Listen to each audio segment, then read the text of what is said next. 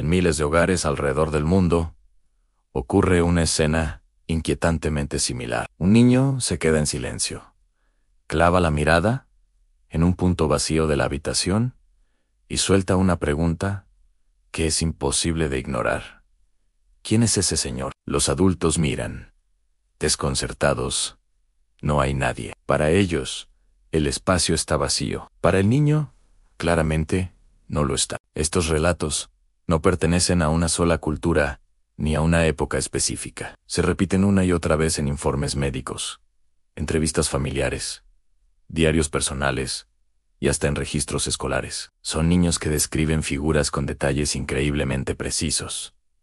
Rostros pálidos, ropa antigua, sombras que no se mueven con la luz del sol. Lo curioso es que no suelen hablar de monstruos caricaturescos sacados de un cuento, sino de presencias humanas, silenciosas, que simplemente observan. La explicación más común viene de la psicología. Se nos dice que estos episodios son una parte normal del desarrollo cognitivo infantil. La imaginación de un niño es muy intensa, y su cerebro todavía no ha aprendido a diferenciar completamente entre lo que es interno, o sea, lo que imagina, y lo que es externo, lo que es real.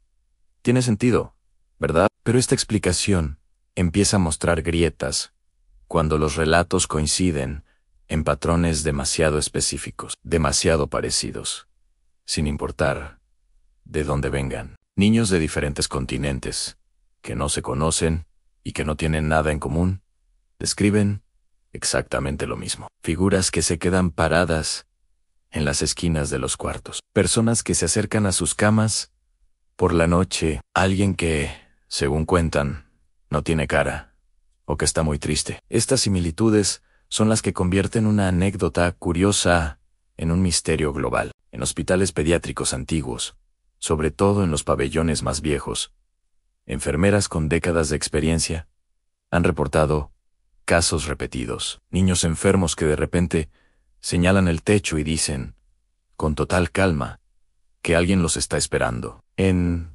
guarderías hay testimonios de grupos de niños que evitan sistemáticamente ciertas habitaciones o rincones sin ninguna razón aparente. Juegan en cualquier otro lado, pero ese lugar específico no lo tocan. El fenómeno se vuelve aún más extraño en casas recién habitadas, familias que se mudan a un nuevo hogar, y de repente, su hijo pequeño empieza a describir, con una exactitud asombrosa, a antiguos residentes que fallecieron allí. Y lo más perturbador es que lo hacen sin haber visto jamás una fotografía, ni haber escuchado una sola historia sobre esas personas. El niño simplemente sabe quiénes eran, cómo vestían, o qué les gustaba hacer.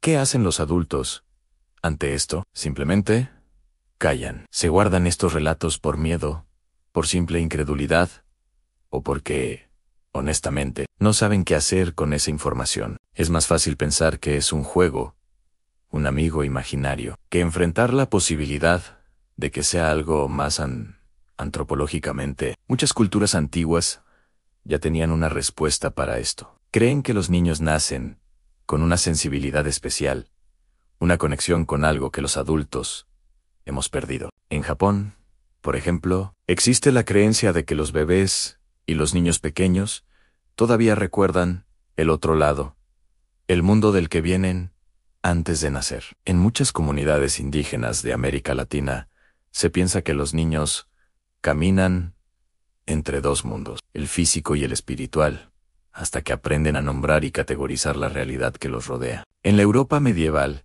se advertía con mucha seriedad no dejar solos a los niños pequeños por las noches, pero no era porque fueran frágiles, sino porque se creía que podían ser vistos por espíritus, y que esos espíritus podían responderles. Hay un punto en común que se repite en casi todas las historias, y es quizás el más triste. Casi todos los niños dejan de ver estas cosas con el tiempo, pero no es una decisión propia. Dejan de verlas cuando los adultos comienzan a corregirlos. Frases como "eso no existe", "es solo tu imaginación", o "no digas esas cosas", asustas a la gente, se vuelven habituales. El lenguaje, la lógica adulta, se convierte en un filtro. Lo que no se nombra, lo que se niega, eventualmente, desaparece de su percepción. Es como si les enseñáramos a cerrar una puerta que venía abierta de fábrica. Algunos investigadores,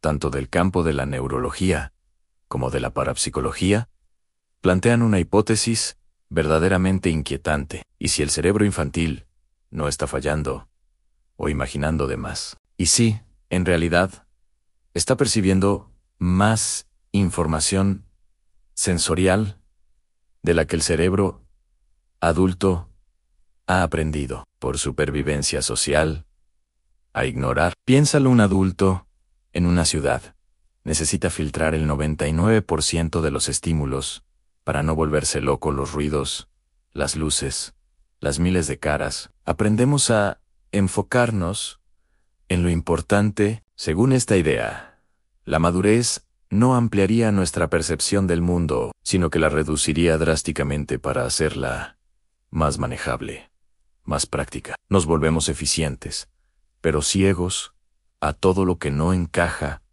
en nuestra ordenada caja de la realidad. Entonces, el misterio cambia de enfoque. Quizás lo verdaderamente aterrador no sea lo que los niños dicen ver en esa esquina vacía. Quizás lo aterrador es la posibilidad de que tengan razón, la posibilidad de que el mundo esté lleno de cosas que nosotros ya no podemos ver. Y lo más inquietante de todo es que, al crecer, no solo perdemos esa habilidad, sino que somos nosotros mismos quienes nos encargamos de que nuestros hijos también la pierdan. Aprendemos activamente a no mirar. Gracias por acompañarme en esta reflexión. Si alguna vez viviste algo parecido o conoces una historia así, compártela en los comentarios. Me encantaría leerte. No olvides suscribirte para más misterios como este. Hasta la próxima.